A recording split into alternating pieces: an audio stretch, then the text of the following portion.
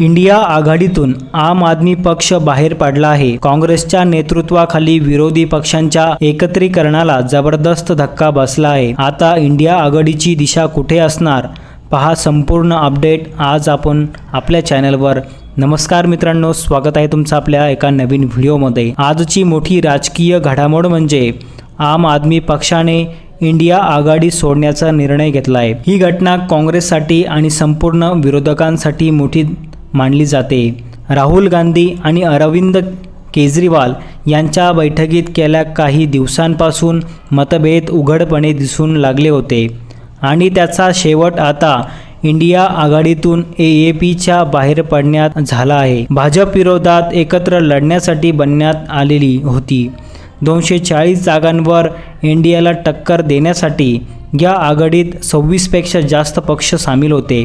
मात्र आता AAPच्या बाहेर पडण्यामुळे या आघाडीचं एकसंघपण आणि विश्वासार्हता दोन्हींवर प्रश्नचिन्ह उभं राहिलं आहे। केजरीवाल यांनी काँग्रेसवर स्पष्ट आरोप केला आहे की दिल्ली आणि पंजाबमध्ये जागा वाटपावर काँग्रेसने अडवणूक केली। काँग्रेसने आम आदमी पक्षाची चर्चा न करताच निर्णय घेतला आणि त्यामुळे आम्ही बाहेर पडण्याचा निर्णय घेतलेला आहे। आम आदमी पार्टीने अधिकृतपणे हे जाहीर केलेलं आहे। ही घटना भाजपसाठी सकारात्मक मानली जात आहे। विरोधकांचं एकत्र न राहणं म्हणजे भाजपच्या विजयाची शक्यता वाढते।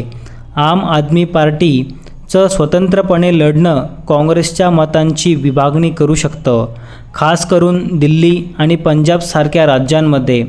इंडिया आघाडीचं भविष्य आता धोक्यात आहे का? केजरीवाल काँग्रेसवर भडकले आणि हे महाविरोधी युतीचं फक्त कागदावरच राहणार का? तुमचं मत काय आहे? आम आदमी पार्टीने योग्य केलं का?